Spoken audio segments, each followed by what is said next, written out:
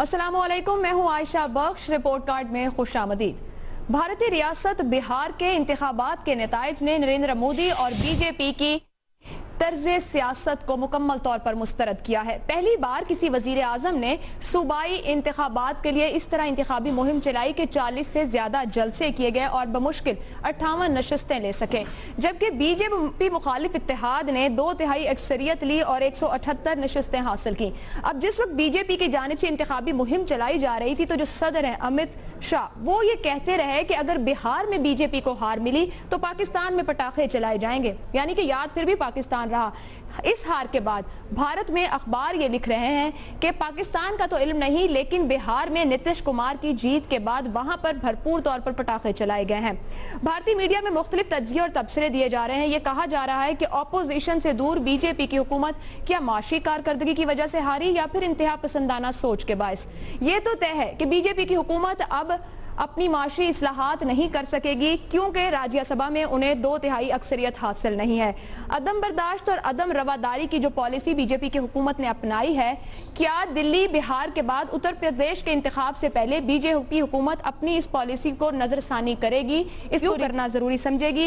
ये तो फिलहाल मालूम नहीं, लेकिन जहां बिहार के नताइज ये बता रहे हैं कि लालू और नीतीश की सियासी किस्मत का फैसला हो गया है, तो वहां कहीं ऐसा तो नहीं कि ये नताइज भारत की मुस्तकबिल की सियासत का भी फैसला कर देंगे, उसके सिमत का भी तयन कर देंगे। इसी मामले पर आज का पहला सवाल पैनल से रहेगा। पैनल में शामिल है लाहौर स्टूडियो में इम्तियाज आलम, वीडियो लिंक पर लाहौर से हसन निसार साहब हमारे साथ हैं, मजहर अब्बास साहब कराची स्टूडियो में हैं, जबकि इस्लामाबाद स्टूडियोज में मौजूद हैं शहजाद चौधरी साहब और बाबर सत्तार हमारे साथ। आज का पहला सवाल पैनल के लिए कुछ इस तरह से है, बिहार में बीजेपी को शिकस्त की वजह क्या है? 2 ऑप्शन मौजूद हैं पैनल के पास, किसी एक ऑप्शन को पैनलिस्ट चूज करेंगे, हिंदू इंतहा पसंदी या फिर माशी कारकर्दगी। जिस एक वजह को आप समझते हैं कि हिंदू इंतहा पसंदी हार की वजह बनी या खराब माशी कारकर्दगी, उस एक को चूज कर सकेंगे। इम्तियाज आलम साहब, सबसे पहले आप।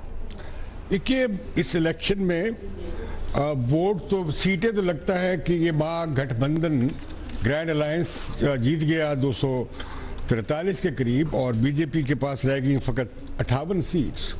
लेकिन इलेक्शन इनमें जो वोटर का परसेंटेज है वो इस इलेक्शन में महागठबंधन ने 41.9 यानी तकरीबन 42% वोट लिए हैं और बीजेपी ने 34% वोट लिए हैं। आपको ये याद होना चाहिए कि 2014 के इलेक्शन में बीजेपी ने यहाँ से तकरीबन सारी सीट्स जीत ली थी लोकसभा की, 40 में से इन्होंने सब सीटें जीती थी, सिर्फ 2 सीटों के अलावा, 2 या 3 सीटों के अलावा। तो ये बीजेपी के लिए बहुत बड़ा धचका, यकीनी बहुत बड़ा धचका है। इसके 5 हिस्सों में फेजेज में इलेक्शन हुए हैं और ये चौथे 5वें फेज में जाके ये गांव माता का मामला कि वो बड़ा अटैक में है और एक खातून ने उसे पकड़ा हुआ है और ख़तरा है उसे, और दूसरा रिजर्वेशन पे उन्होंने कहा कि अगर ये आपने वोट दे दिया इस गठबंधन को तो आपके जो छोटी जाति के लोग हैं जिनकी रिजर्वेशन है तो ये किसी और के मतलब उनका इशारा मुसलमानों की है। इस फेज में भी उनका परसेंटेज बहुत ज़्यादा गया, बैकफायर कर गया। जहाँ तक डेवलपमेंट है तो बीजेपी के पे इतराज़ ये हो रहा है, आज उनकी जो मीटिंग भी हुई उसमें ये इतराज़ किया गया है कि हमें, उन्होंने कहा ये है कि हम शायद डेविएट कर गए अपने एजेंडे से। दूसरा जवाब उन्होंने ये पेश किया है कि 2014 के इलेक्शन में ये तीनों पार्टियां यानी कांग्रेस, राष्ट्रीय जनता दल और जनता दल यूनाइटेड, इन तीनों ने अलग-अलग इलेक्शन लड़ा था और इनके वोट तकसीम हो गए थे और इस बार वो वोट इकट्ठे हो गए इसलिए वो हार गए। मैं ये बताना चाहता हूँ कि 2013 में ये जब चीफ मिनिस्टर रहे कुमार साहब, तो ये इनका इत्तेहाद था 2010 के इलेक्शन में जनता दल यूनाइटेड का और बीजेपी का आपस में अलायंस था और ये लड़े थे लालू प्रसाद यादव के खिलाफ। फिर इनका 2014 में इलेक्शन से पहले दोबारा इत्तेहाद हो गया और ये वजारत से अलहदा भी हो गए थे। अब हार की वजह क्या समझ रहे हैं? हार की बुनियादी वजह यह है कि इनके खिलाफ जो सेकुलर और जो छोटी जाति की पार्टियां हैं यानी मंडल और मंदिर, राम मंदिर मुखालिफ पार्टियां जो हैं उनका जो इत्तेहाद बना, उन्होंने बीजेपी को शिकस्त दे दी है। इसका असर यकीनन अगले जो 5-6 असेंबली के इलेक्शन होंगे 2016 में उन पर पड़ने जा रहा है और रुझान बढ़ेगा कि वो आप इनमें से कोई ऑप्शन नहीं लेना चाह रहे, उनकी पॉलिसीज या उनकी परफॉर्मेंस कोई आप नहीं, सिर्फ आप ये कह सकते हैं कि जो उभार आया था हिंदुत्व का और इंतहा पसंदी का, उसके लिए ये बहुत बड़ा एक उनके दांत खट्टे हुए हैं, उन्हें शिकस्त हुई है। मजहर अब्बास साहब। जी, मैं इम्तियाज़ आलम की बात से एग्री करता हूँ कि इंतहा पसंदी, क्योंकि देखिए जो इस वक्त दिल्ली में हुआ, फिर इस वक्त बिहार में हुआ, और ये ट्रेंड अगर बढ़ गया तो ये यूपी में भी जाएगा, और यूपी में अगर बीजेपी को शिकस्त होती है तो फिर बीजेपी के लिए मरकज़ में इलेक्शन बड़ा मुश्किल हो जाएगा, आइंदा इंतखाबात। लेकिन बीजेपी का एडवांटेज ये है कि जो बीजेपी मुखालिफ क़ुव्वतें हैं, अगर हम मरकज़ी लेवल पे देखें तो वो बहुत ज़्यादा तकसीम का शिकार हैं। तो जब मरकज़ी हुकूमत बनती है तो उसमें बीजेपी को एक एडवांटेज हासिल हो जाता है टोटल नंबर ऑफ वोट्स के उसमें। लेकिन इस वक्त जो बिहार में जो बिल्कुल टिल्ट आया है वो बहुत ज़्यादा, और जो मार्जिन देखें आप सीटों का वो भी बहुत ज़्यादा है। तो ये बात बिल्कुल ठीक है कि अब बीजेपी के अंदर ये शायद आवाज़ें उठ रही हैं कि हमने जो इंतहा पसंदाना सोच को ज़्यादा परवान चढ़ाया, उसके नतीजे में ना सिर्फ ये कि मुसलमान हमारे मुखालिफ हो गए, सेकुलर क़ुव्वतें हमारे मुखालिफ हो गई, और जो दीगर मज़ाहिब के लोग हैं उनको भी ये ख़तरा लगने लगा कि अगर बीजेपी इस मुल्क में मजबूत होती है तो उसके नतीजे में सेकुलरिज्म ख़तरे में होगा, और सेकुलरिज्म अगर ख़तरे में हुआ तो इंतहा पसंदाना सोच का टारगेट जो है वो मुख्तलिफ मज़ाहिब बनेंगे। ये सारी चीज़ें जब इकट्ठा हुई, प्लस जो डोमेस्टिक उनकी जो पॉलिटिक्स है कि वो इकनॉमिकली अपना एजेंडा इम्प्लीमेंट नहीं कर सके, तो उसके वो सारे नताइज अब असम्बलियों के इलेक्शन में सामने आ रहे हैं। तो बुनियादी नुक्ता अगर नज़र आता है तो वो इंतहा पसंदी है जो अब बीजेपी को नुकसान पहुँचा रही है, और ख़ासतर मोदी साहब की शक्ल में। ठीक, हिंदू इंतहा पसंदी का ऑप्शन लिया मजहर अब्बास ने। हसन निसार साहब, आप किस ऑप्शन के साथ जाएंगे? देखिए, बाकी फैक्टर्स का डेफिनेटली एक अपना रोल होगा, लेकिन इंतहा पसंदी की बदसूरती ने फैसला कौन डेफिनेटली वहाँ रोल प्ले किया है। उसकी वजह है कि ये श्रिंक हो चुकी दुनिया, इस ग्लोबल विलेज में इस तरह का एलिमेंट एक मखसूस तबका, महदूद तादाद में, जनरली एक आम आदमी को तो इस तरह का रवैया जो है वो किसी भी हवाले से बारे में नहीं है। सो मेरे नज़दीक इंतहा पसंदी का रोल जो है इनका, उसकी वजह से इन्हें ज़्यादा मार पड़ी है। ठीक, बाबर सत्तार साहब। आयशा, हमें यहाँ पे इस्लामाबाद में हसन साहब की आवाज़ नहीं आ रही। देखिए, मेरा ख्याल है दो फैक्टर्स का है। एक तो ये कि नीतीश कुमार साहब की एक टर्न अराउंड स्टोरी थी इंडिया में। पिछले अरसे में बताया जा रहा था कि इन्होंने बिल्कुल तब्दील कर दिया बिहार को। एक ज़माना था कि इंडियंस मजाक करते थे कि ठीक है कश्मीर दे देते हैं लेकिन बिहार भी साथ लेना पड़ेगा फिर। सो वहाँ से स्टार्ट हुई थी बात, और इनकी गवर्नेंस की, इन्होंने बड़ी अच्छी रिफॉर्म्स की, law and order justice system को रिफॉर्म किया। सो बड़ी सक्सेस स्टोरी थी। मेरा ख्याल है कि लोकल लेवल पे सुपीरियर गवर्नेंस थी, और नेशनल लेवल पे जो एक उभार आया, जो एक्सपेंशन हुई बीजेपी की सपोर्ट की, और लग रहा था जिसकी वजह से वो यहाँ जीत गए, जो वेव थी वो वेव अब ख़त्म हो गई या हो रही है ख़त्म। और कम से कम अंदिया तो इसी चीज़ का मिल रहा है कि ये जो इनटॉलरेंस वाली चीज़ है वो बड़ी अलार्मिंग है, दुनिया के लिए भी अलार्मिंग लग रही है, और इंडिया के अंदर जो रैशनल फैक्टर है, मॉडरेट फैक्टर है, उसके लिए भी बड़ी अलार्मिंग है। सो मेरा ख्याल है कि दोनों चीज़ों का कॉम्बिनेशन है, इंतहा पसंदी और नीतीश कुमार की अपनी पिछली जो गवर्नेंस की परफॉर्मेंस थी। शहजाद चौधरी साहब। देखिए, पहली बात तो यह है कि काऊ बेल्ट के अंदर, ये जो गाय की बेल्ट है, वहाँ पर इस किस्म की जो शिकस्त है वो मोदी साहब के लिए बहुत बड़ा धचका है। याद रखें कि इससे पहले बीफ रिलेटेड जो टेररिज्म था, और उसके बाद एंटी पाकिस्तान जो रेटरिक था, वो सिर्फ और सिर्फ इस किस्म की बेल्ट के अंदर वोट लेने की एक काविश होती है। और उन्होंने इसका इजहार अपनी जो मेन कैंपेन 2014 के इलेक्शंस की थी उसके अंदर भी बहुत जोर और शदोमत के साथ किया था। तो इसलिए वो कम से कम अमित शाह ने जब ये कहा कि अगर यहाँ पे हम हारेंगे तो पटाखे लाहौर में या पाकिस्तान में बजेंगे, वो इंडिकेशन थी कि लास्ट स्ट्रॉ है, या आखिरी कोशिश है डेस्परेशन की कि किसी ना किसी तरीके से बिहार में हम इनको वोट मिल जाए, जो कि उनको नहीं पड़ा। तो उनके लिए धचका बहुत बड़ा है, और उसको जिस तरीके से परसीव किया जा रहा है वो ये परसीव इस तरह किया जा रहा है कि जो मोदी साहब की इंतहा पसंदी की जो सियासत शुरू हो चुकी हुई थी मुल्क के अंदर, उसका एक बंद बांधा गया है उसके ऊपर। लेकिन साथ ही साथ आपको बताऊं कि मोदी साहब जब 2014 में इलेक्शन जीत के आए थे तो उनको बहुत बड़ी सपोर्ट अवेलेबल थी। मेरे ख्याल में मिडिल क्लास की सपोर्ट अवेलेबल थी, इंटेलिजेंशिया की सपोर्ट अवेलेबल थी, इंडस्ट्रियल हाउसेस की, मीडिया हाउसेस की सपोर्ट अवेलेबल थी, और वो सब के सब चाहते थे कि भारत का वो सैफरॉन रंग, वो जर्द रंग जो कि हिंदुत्व के साथ रिलेटेड है, उसको भले सामने गालिब आना चाहिए, और ये कोशिश उन्होंने शुरू की। अगर इसका जो दारोमदार था वो सिर्फ और सिर्फ सेंटर ऑफ ग्रेविटी था कि किस तरीके से जो एक इक़्तिसादी इस्लाहात लाना चाहते थे, तरक्की लाना चाहते थे, उसके ऊपर था। अगर वो मोमेंटम चल पड़ता तो फिर ये तमाम के तमाम लोग भी उनके साथ शामिल रहते, और गालिबन आहिस्ता आहिस्ता इंतहा पसंदी हिंदुत्व मुल्क के अंदर, रीजन में भारत का जो उसका हेजेमनी है, इसको इस्टेब्लिश करने में किसी ना किसी हद तक, चाहे वो कितना ही नापसंदीदा अमल होता, वो कामयाब हो जाते। तो दोनों सूरतों में एक माशी तरक्की को बिल्कुल किसी शक्ल में नजर ना आना, आम आदमी का जिंदगी का टच ना होना, और उसके बजाय एक इंतशार और इस किस्म का खल्फशार जो आ गया इंतहा पसंदी की वजह से, इन दोनों का कॉम्बिनेशन है जिसकी वजह से मोदी साहब की सियासत आज बहुत बड़े एक धचके से दो चार है। स्कोर बोर्ड आप देख सकते हैं हमारे सामने मौजूद है। हिंदू इंतहा पसंदी के ऑप्शन को सबकी जानिब से चूज किया गया है। इम्तियाज साहब, मैं चले आप मुकम्मल कीजिए कि ये जो हम कह रहे हैं, मैंने दोनों ऑप्शंस लिए हैं, मैंने दोनों ऑप्शंस लिए हैं, काइंडली दोनों ऑप्शंस शो कर दीजिए। भारत का जो कौमी तरक्की का जो है शरह है वो 7% है, और कॉर्पोरेट सेक्टर जो है बहुत अपस्विंग है उसमें। ये इस इलेक्शन से यकीनन राज्यसभा में मुश्किल आएगी, लेकिन वो बातचीत कांग्रेस से कर रहे हैं कुछ रिफॉर्म्स पे। दूसरी बात ये कि 2013 तक नीतीश जो थे वो उस अलायंस का हिस्सा थे जो बीजेपी के था, और ये लालू प्रसाद यादव के खिलाफ थे, और राष्ट्रीय जनता दल इस वक्त बड़ी पार्टी है वहाँ पे अभी भी, और जो सेकुलर रही है कंसिस्टेंटली। तो मैं कहना ये चाह रहा हूँ कि ये तब अलहदा हुए जब इन्हें चीफ ऑर्गेनाइजर बनाया गया मोदी को 2014 की इलेक्शन कैंपेन का, और उसके बाद लालू इन्हें वापस लाए बतौर चीफ मिनिस्टर के।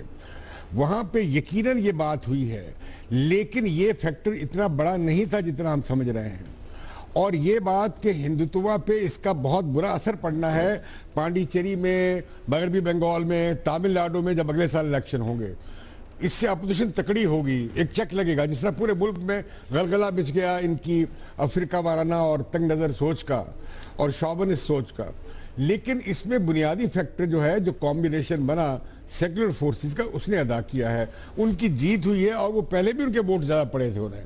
अब ये हो गया कि वो पहले इकट्ठे नहीं लड़ रहे थे, इकट्ठे लड़े, लेकिन बीजेपी ने का वोट तकरीबन कायम रहा है, उसमें 4-1% कमी आई है बस। स्कोर बोर्ड आप देख सकते हैं। हिंदू इंतहा पसंदी का ऑप्शन सबकी जानिब से दी है सबको दोबारा दूसरा राउंड का जवाब देने की। इम्तियाज साहब, आप कुछ कहना चाहें राउंड का जवाब हमें इजाजत है। इम्तियाज साहब, अगर आप कुछ कहना चाहें तो आपका मतलब नहीं, इम्तियाज साहब ने कहा मैं इस पे बात करना चाह रहा हूं, तो मैंने कहा आप कर लें।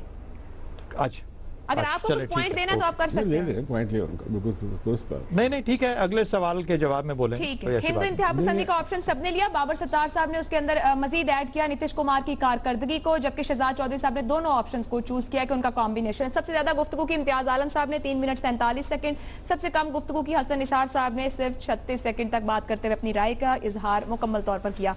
हम ब्रेक लेने जा रहे हैं, ब्रेक से वापस आएंगे तो बात करेंगे कि फिर हुकूमत की पैकेज का ऐलान और फिर अपोजिशन की जानिब से प्री पोल रिगिंग का इल्जाम।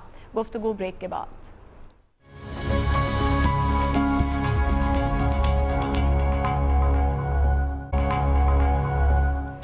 अट्ठाईस अक्टूबर 2015 यानी 12 दिन पहले सुप्रीम कोर्ट ने NA 154 पर सिद्दीक खान बलोच की ताहयात नाअहली खत्म कर दोबारा ज़िमनी इंतखाबात का ऐलान किया।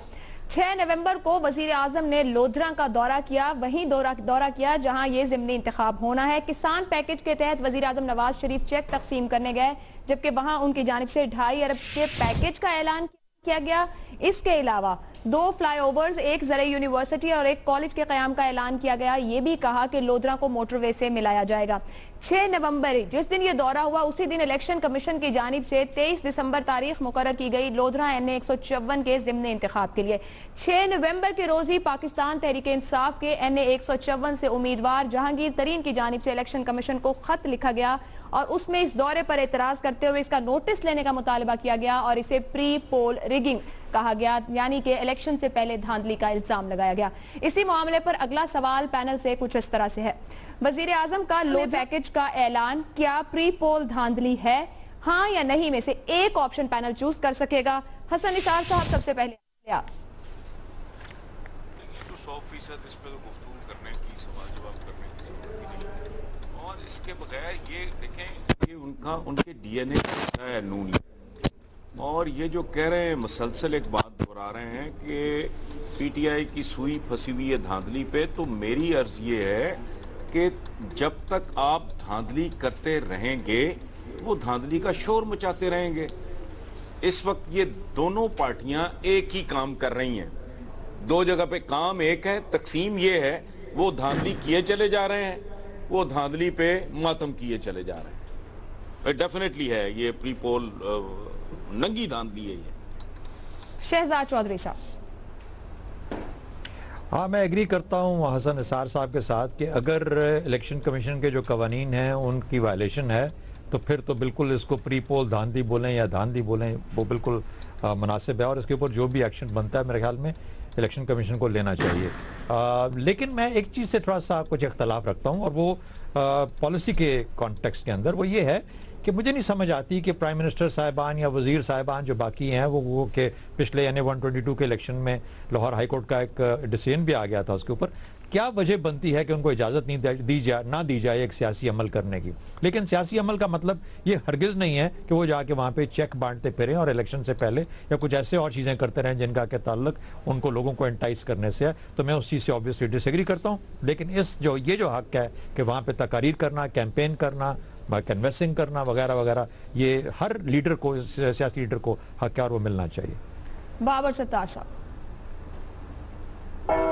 आयशा, इन्होंने मुझे लगता है कि एक टेक्निकल यूज़ किया है बेनिफिट। हाई कोर्ट में बहस जो जहाँ तक मुझे याद पड़ता है वो कुछ ये थी कि जो कोड ऑफ कॉन्डक्ट बनाया है वो सही नहीं है, वो वैलिड नहीं है, क्योंकि कोड ऑफ कॉन्डक्ट पार्टीज़ के साथ मुशावरत करके बनाना था और उसके बगैर बनाया गया, पहली बात। दूसरी बात यह कि गालिबन इस चीज़ का भी फ़ायदा उठाया कि अभी तक स्केड्यूल अनाउंस नहीं हुआ था, उसी दिन गालिबन स्केड्यूल अनाउंस हुआ, उसी दिन वो वहाँ पे मौजूद थे। सो क्या ये चीज़ गलत है? हाँ, बिल्कुल गलत है। मेरे ख्याल से इस चीज़ का ज़रूर नोटिस लेना चाहिए, अदालतों को भी लेना चाहिए और इलेक्शन कमीशन को भी लेना चाहिए कि आप जब रियासत का इख्तियार इस्तेमाल कर रहे हैं, रियासत का पैसा इस्तेमाल कर रहे हैं, तो वो आपके पॉलिटिकल पैगाम का हिस्सा नहीं बन सकता। अगर नवाज शरीफ साहब, जिस तरह शहजाद साहब कह रहे थे, अगर वो एज प्रेसिडेंट PMLN वहाँ जाते हैं और तकरीर करते हैं कि हमारा ये विजन है, तो मैं उसके सपोर्ट में हूँ। मैं कॉन्स्टिट्यूशन को ऐसे पढ़ना चाहता हूँ कि वहाँ पे आप तमाम पॉलिटिकल पार्टीज के हेड्स को, अगर इमरान खान साहब जा सके तो नवाज शरीफ साहब भी जा सकें। लेकिन जब नवाज शरीफ साहब एज प्राइम मिनिस्टर जाते हैं और किसान पैकेज अनाउंस करते हैं और ये स्टेट का पैसा है, ये हम लोगों का पैसा है, ये जब अपने पॉलिटिकल मफाद के लिए यूज करते हैं तो इसकी इजाजत नहीं होनी चाहिए। सो बिल्कुल मेरा ख्याल है कि ये नुकसानदेह चीज है और ये प्री पोल रिगिंग के जुमरे में आना चाहिए, लेकिन बहरहाल ये फैसला इलेक्शन कमीशन और अदालतें करेंगी। आप हाँ का ऑप्शन ले रहे हैं? मैं हाँ का ऑप्शन लेना चाहता हूं, लेकिन मैं कह नहीं सकता क्योंकि कानूनी बात है। जाहिर है इलेक्शन कमीशन ने भी इसके ऊपर नोटिस लिया है और फिर ये मसला अदालत में भी जाएगा, लेकिन मेरी जाती राय ये है कि इसे आना चाहिए। ठीक, मज़हर अब्बास साहब। जी, मैं समझता हूँ ये प्री पोल रिगिंग है। देखिए, सुप्रीम कोर्ट का जब फैसला आ गया था तो ये वाज़ेह था कि वहाँ दोबारा इंतखाबात होने हैं और सुप्रीम कोर्ट ने ये फैसला कर दिया था कि दोबारा इंतखाबात हों। उसके बाद किसी भी तरीके से कोई भी पैकेज अनाउंस करना जिससे वहाँ के वोटर्स को आप असरअंदाज कर रहे हों, वो प्री पोल रिगिंग में आता है। मुझे तो ताज्जुब है कि अब तक इलेक्शन कमीशन ने इसका नोटिस क्यों नहीं लिया। इलेक्शन कमीशन को इसका नोटिस लेना चाहिए और सख्त नोटिस लेना चाहिए, क्योंकि इससे पहले किसान पैकेज के मसले पर यह हो चुका है मामला। इसलिए इस चीज़ को इस तरीके से अगर हम ढील देते रहेंगे जिस तरह, तो इलेक्शन कमीशन पे जो इल्ज़ामात आते हैं उसको तक़वियत मिलेगी।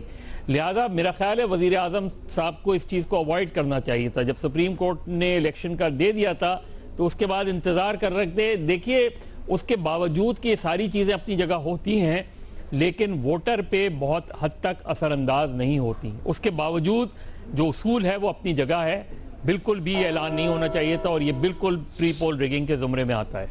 इम्तियाज़ आलम साहब। मैं अभी देख रहा था कि भारत में इसके इलेक्शन में बिहार के मोदी ने बहुत बड़ा पैकेज ऐलान किया और जिसका वहाँ के इलेक्शन कमीशन ने नोटिस लिया, लेकिन जब तक वो कुछ कार्रवाई होती इलेक्शन ख़त्म हो गए थे।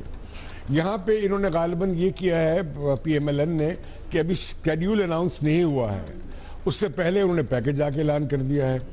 और रही बात ज़रूरी पैकेज की, वो हाई कोर्ट ने इजाज़त दे दी कि ये तो एक हल्के का मसला नहीं है, सब किसानों का मसला है। लेकिन मुझे मालूम है कि लोधरा में चेक तकसीम हो रहे हैं और बाकी जगह भी हो रहे हैं यकीनन, लेकिन लोधरा में काफ़ी हो रहे हैं। फिर ये जो मेरा ताल्लुक उसी इलाके से है, सराइकी बेल्ट से, लोधरा को अगर इस इलेक्शन की वजह से 2.5-3 अरब रुपए मिल जाते हैं और पुल और यूनिवर्सिटी मिल जाती है, अच्छी बात है। लेकिन काश ये ऐलान वज़ीर आज़म न करते इलेक्शन से पहले। इससे बिला वजह उन पर एतराज़, इसकी वजह है, इसका जवाज़ है एतराज़ करने का। मैं समझता हूँ कि ये इलेक्शंस को और पोलिंग को इन्फ्लुएंस करने की बात है। ये हाँ, मैं तहरीक इंसाफ के एतराज़ में समझता हूँ दुरुस्त है। आप इस वक्त स्कोर बोर्ड देख सकते हैं। हाँ का जवाब सबकी जानिब से लिया गया है। बाबर सत्तार साहब ने गुफ्तगू करते हुए कहा कि वो समझते हैं ऐसा है और ऐसा ये प्री पोल रिगिंग में आता है, लेकिन फिर वो बात करें टेक्निकल पॉइंट की, कहीं ना कहीं मामलात अदालत के पास हैं, इलेक्शन कमीशन के पास हैं, इस पर भी बात की जाएगी। इस तरह से उन्होंने इस सवाल का जवाब दिया। सबसे कम गुफ्तगू किया हसन निसार साहब ने 38 सेकंड। हसन निसार साहब को लाहौर की सर्दी असरअंदाज होना शुरू हो चुकी, इसलिए वो कह रहे हैं बहुत ज्यादा गुफ्तगू नहीं कर सकते हैं। बाबर सत्तार साहब ने 1 मिनट 31 सेकंड तक इस मामले पर गुफ्तगू की। ब्रेक लेने जा रहे हैं, ब्रेक से वापस आएंगे तो हम बात करेंगे अल्लामा इकबाल के पाकिस्तान की। क्या पाकिस्तान में दिखता है?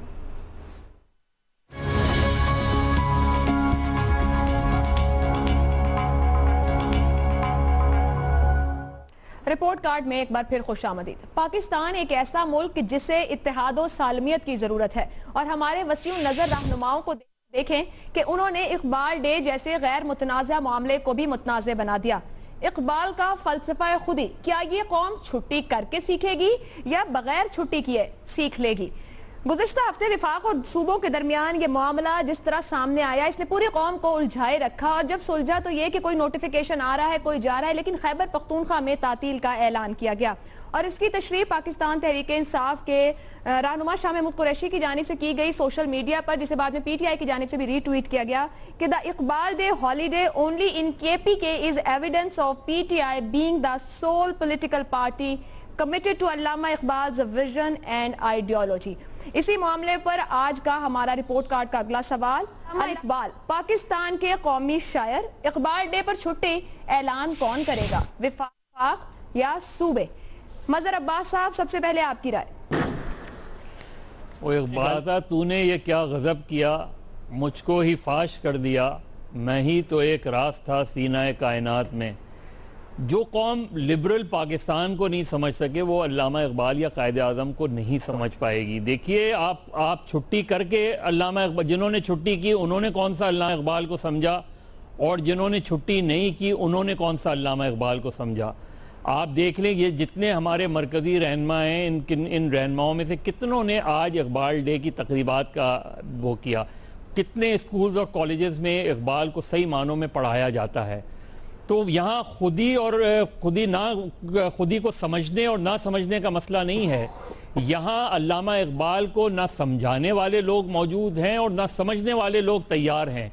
हमने तो इस कौम को इस तरह तकसीम कर दिया है कि अल्लामा इकबाल की बात करें तो उसमें 2 व्यूज़ आ जाते हैं, कायदे आज़म की बात करें तो उसमें 2 व्यूज़ आ जाते हैं। तो हम तो बहुत बुरी तरीके से तकसीम हो चुके हैं। तो इकबाल को समझना आसान नहीं है। इकबाल को आप छुट्टी दे के नहीं समझ सकते, इकबाल को आप स्कूलों में जाके नहीं समझ सकते। ये जो हमारा कॉन्सेप्ट है छुट्टी का, ये बहुत ही मेरा ख्याल है पुराना कॉन्सेप्ट है, हमें तय करना चाहिए। देखिए, ये ज़रूर है कि इस मसले पे एक कंसेंसस होना चाहिए था, एक फैसला होना चाहिए था और इसमें बुनियादी तौर पे मैं विफाक को जिम्मेदार करार दूंगा कि आपने अगर छुट्टी ना करने का फैसला किया था तो तमाम चीफ मिनिस्टर से बात करते और उसके साथ एक फैसला होता कि छुट्टी होगी या नहीं होगी। जो इमरान खान ने छुट्टी करने का फैसला किया उसमें भी कोई अल्लामा इकबाल से मोहब्बत नहीं छुपी हुई है, वरना आज खैबर पख्तूनख्वा में इकबाल डे पे प्रोग्राम हो रहे होते।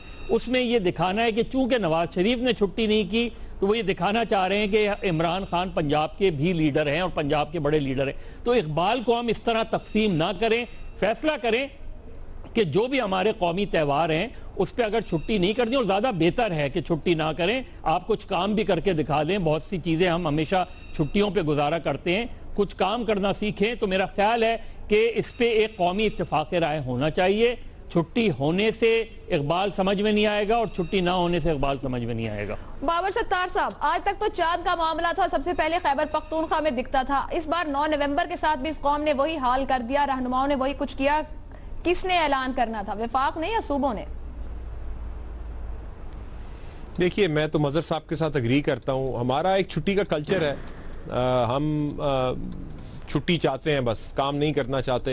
एक अनफॉर्चुनेट नेशनल एथिक है कि हम काम नहीं करना चाहते। उसमें फिर सियासत आप बना लें जिस मर्जी वजह से कि अल्लामा इकबाल डे को ऐसे मनाना था, वैसे मनाना था। मेरा ख्याल है कि अगर हम सब्सटेंस के ऊपर बात करें छुट्टी के बजाय कि इकबाल ने क्या किया था और क्या उनका पैगाम था, वो एक ज़्यादा कंस्ट्रक्टिव कॉन्वर्सेशन है और होती। अनफॉर्चुनेटली उसके ऊपर इतनी बातचीत नहीं होती। और इसमें भी अगर झगड़ा हो जाए कि छुट्टी होनी चाहिए नहीं, या जो जिस चीज़ से मैं डिसएग्री करता हूँ मजहर साहब के साथ, वो ये है कि इकबाल के मल्टीपल फैसेट्स हैं, उनकी पर्सनालिटी की, उनकी राइटिंग्स के अंदर से मुख्तलिफ चीज़ें निकलती हैं। कुछ में कंसिस्टेंसी है, कुछ में आपको उनकी अपनी राइटिंग्स के अंदर भी इख्तलाफ नज़र आता है। और एक की पैगाम जो अल्लामा इकबाल ने दिया, कम से कम जो थोड़ा बहुत पढ़ के मुझे समझ आया, वो ये था कि कौमों के अंदर इंटेलेक्चुअल इंडिपेंडेंस होनी चाहिए। आप तकलीद से दूर जाएं और आप जो इज्तिहाद की बात भी थी, बेशक वो रिकंस्ट्रक्शन ऑफ इस्लामिक थॉट वाले उनके एसेस पढ़ लें या वैसे, वो ये कहते थे कि किसी से सुनी सुनाई बात के ऊपर आप आगे ना चलें, जब जो उन्होंने उलमा को भी क्रिटिसाइज किया। सो कौम के अंदर एक इंटेलेक्चुअल इंडिपेंडेंस क्रिएट करने की बात हो रही थी। उसी इंटेलेक्चुअल इंडिपेंडेंस के साथ अगर इस कौम को इतना शऊर हासिल हो सके और आप इस तरह की एजुकेशन कल्टिवेट कर सके यहाँ पे कि अल्लामा इकबाल के जो पैगाम था, पर्सनालिटी की बात नहीं हो रही, लेकिन जो उनका पैगाम था उसका भी क्रिटिकल एनालिसिस हम लोग बैठ के कर सके, तो उसमें कोई मुजायका नहीं है। हमारे फाउंडिंग फादर हैं, इज्जत एहतराम एक जगह, लेकिन मैसेज चूंकि एक इंटेलेक्चुअल चीज वो आगे कर रहे हैं, उन्होंने अपने से पहले वालों को क्रिटिक किया। अगर अब के लोग उन्हें क्रिटिक कर सके और ये शऊर हासिल कर सकें, समझ के कर सकें, तो मेरा ख्याल है इसमें कोई मुजायके की बात नहीं है। लेकिन हम उससे बहुत दूर हैं। हम पढ़ ही नहीं रहे हैं कि अल्लामा इकबाल ने क्या बात की, अपना दिमाग खोल के। तो मेरा ख्याल है इकबाल ने जो बातें लिखी हैं, नहीं वो तो इरेलेवेंट बात है आयशा। इसमें क्या कि छुट्टी हो या ना हो, हर चीज के ऊपर हम छुट्टी कर भी लेते हैं। ये काम हम लोग तो आधा टाइम तो हम छुट्टी के ऊपर रहते हैं, और जिन दिनों में हम नहीं भी छुट्टी के ऊपर होते हम कितना काम कर लेते हैं। सो मेरा ख्याल है छुट्टी खत्म करने में तो कोई प्रॉब्लम नहीं है ऐसे। अच्छा, अभी आप इकबाल के पैगाम की बात कर रहे हैं, लेकिन इसमें से कोई ऑप्शन नहीं ले रहे हैं कि ऐलान किसे करना चाहिए था? देखिए, अगर हम बिल्कुल ही लीगल उसके ऊपर चले जाएं तो कुछ नेशनल हॉलीडेज हैं। फेडरेशन जो नेशनल हॉलीडेज चली आ रही हैं वो पहले से गैजेटेड होती हैं। इंटीरियर मिनिस्ट्री बताती है कि फेडरल गवर्नमेंट किन दिनों में नहीं काम करेगी, उसका अपना इख्तियार है। इसी तरह प्रोविंसेस का अपना इख्तियार है कि वो डिसाइड करें, कभी लोकल हॉलीडे अनाउंस करते हैं। ये दोनों के पास अपना अपना कानूनी मैं तो बात ही तब कर रही हूं, कौमी शायर कह रही हूं। जब आप नेशनल पोएट कह रहे हैं तो नेशनल पोएट को तो आप तकसीम नहीं करेंगे जो नेशनल डे मना रहे, होगी या नहीं होगी? देखिए, मैं ये इसीलिए मैं कह रहा हूं कि हम बहुत सारी हिस्ट्री, अपनी हिस्ट्री पे भी हम कितना ज्यादा एनालाइज करते हैं। कई हम शहजाद चौधरी साहब मेरे साथ डिसएग्री करेंगे शायद, लेकिन हम जब अपना डिफेंस डे भी मनाते हैं तो उसकी हिस्ट्री क्या है, हमने कहां से कल्टिवेट किया इस दिन को। इसी तरह बहुत सारे मुल्कों के अपने फाउंडिंग फादर्स हैं, उनकी बर्थडेज या डेथ एनिवर्सरीज मनाने के लिए नेशनल हॉलीडे करना क्यों जरूरी है?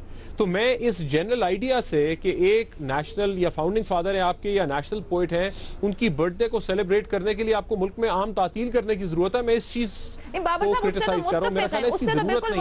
छुट्टी की जरूरत नहीं, काम होना चाहिए, करना चाहिए। सवाल तो फिर यहाँ ये भी उठता है कि जैसे यहाँ पे अनाउंसमेंट था, लेकिन लाहौर में बहुत से प्राइवेट स्कूल्स आज बंद थे, लेकिन छुट्टी नहीं दी गई थी। ये तो फिर वो बहुत हो जाएगा। मैं तो सवाल इस एंगल से कर रही थी कि अगर ये एक कौमी शायर की आप बात कर रहे हैं तो छुट्टी होगी या नहीं होगी, ये फैसला किसी एक जगह से होना चाहिए, ना कि कौम को तो ज़ब्ज़ुब में रखा जाए। आप अभी भी ऑप्शन ले रहे हैं या नहीं कोई?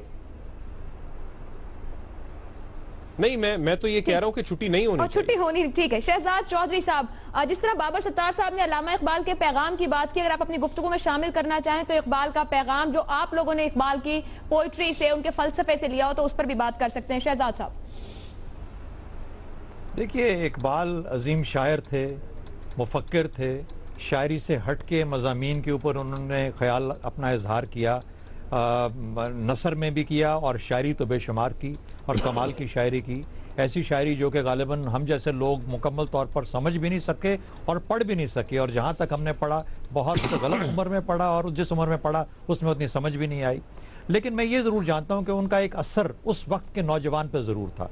और उस वक्त का जो नौजवान था और पाकिस्तान की जो स्ट्रगल थी उसकी बुनियाद बड़ी हद तक या किसी हद तक वो उनके पैगाम के साथ ज़रूर उसका असर आया। तो अगर पाकिस्तान के बनने के अंदर उनका मैं हाथ देखूं तो उनका हाथ ज़रूर मौजूद है, और कम से कम लोगों की सोच, जो नौजवान की सोच को तश्कील देने के अंदर उनका जो रोल है वो उसकी अपनी अपनी एक असास है, अपनी इम्पोर्टेंस है। लेकिन साथ ही साथ एक वक्त वो ये कहते हैं कि सारे जहां से अच्छा हिंदुस्तान हमारा, फिर उन्होंने पाकिस्तान बनने के लिए भी उसकी जो बुनियाद बनी और मुफक्कर पाकिस्तान का भी लक़ब पाया। फिर वो कहते हैं कि जो इस मुसलमान है, इस्लाम मुसलमान की खुदी, एक नौजवान की खुदी, और उसके बाद फिर वो एक ये तस्वर देते हैं मुसलमान की अपनी हैसियत का, और फिर एक ट्रांसनेशनलिज्म का भी एक सबक है। तो पाकिस्तान से हट के या भारत से हट के, हिंदुस्तान से हट के ट्रांसनेशनलिज्म भी आ जाती है। मुझे सबसे ज़्यादा इकबाल को समझने में डॉक्टर जावेद इकबाल जो उनके बेटे थे और फर्जंद थे, उनके लेक्चर्स ने बड़ी मदद की समझने में। और उनका ख्याल ये था कि वो इकबाल, अल्लामा इकबाल हर दौर के साथ एवॉल्व हुए, एवोल्यूशन आई जिस तरीके से हर इंसान में होती है। मेरी अपनी सोच छुट्टी से हट के एक ये है कि हर दौर को अपना एक इकबाल चाहिए होता है। तो ये इकबाल जिसको हम सेलिब्रेट करते हैं, ये 1930, 1925, 1938 का इकबाल तो हो सकता है, 1935 का इकबाल तो हो सकता है, और उसकी उस रोल की पहचान तो हो सकती है जो पाकिस्तान बनने के अंदर। लेकिन मेरा अपना ख्याल ये है कि अगर आज के दौर में देखना है तो हमें उस इकबाल के पैगाम से हटके आज का कोई इकबाल ढूंढना है, आज के इकबाल को तश्कील देना है, और इस जो मर्दम खेजी होनी चाहिए हमारे मुआशरे के अंदर, उसके अंदर से एक इकबाल की ज़रूरत है जो कि आज के लोगों को वो पैगाम लेके आगे चलने की कोई एक डायरेक्शन दे सके। तो मैं उस लिहाज से समझता हूँ कि शायद वो इतने रेलिवेंट आज नहीं हैं जितने उस वक्त थे, क्योंकि वो अपना काम कर चुके और उस काम की हम बहुत इंपॉर्टेंस देते हैं। छुट्टी, मैं एग्री करता हूँ बाबर सत्तार से, वो छुट्टी कोई तरीका नहीं है उनको सेलिब्रेट करने का। पाकिस्तान को मजबूत बनाना, सेलिब्रेट करना है। अलबत्ता अगर आज का इकबाल कोई मिले तो मैं उसके साथ बैठ के ज़रूर गुफ्तगू भी सुनूंगा उसकी, और उससे बातें भी करना चाहूँगा। तो आप कह रहे हैं छुट्टी नहीं होनी चाहिए? सवाल ये नहीं पूछा गया कि छुट्टी होनी चाहिए, लेकिन फिर इसका मतलब आप विफाक के ऑप्शन के साथ जा रहे हैं, क्योंकि विफाक ये डिसाइड कर रहा है कि छुट्टी नहीं होनी चाहिए। नहीं, मैं बिल्कुल नहीं, ये बात ही, मैं इस सवाल को ही एड्रेस नहीं करना चाहता। ये सवाल ही गलत है कि छुट्टी कोई इंपॉर्टेंस नहीं है, छुट्टी कोई मजमून नहीं है, कोई ऐसा जिसको उन्वान नहीं है जिसको बहस में लाया जाए। ठीक, हसन निसार साहब। देखें, बुनियादी बात यह है, मैं एक तो अपने प्रोग्राम में मेरे मुताबिक मैं इसका जवाब दे चुका हूं, दीन में शख्सियत परस्ती की मुकम्मल तौर पे नफी की गई है।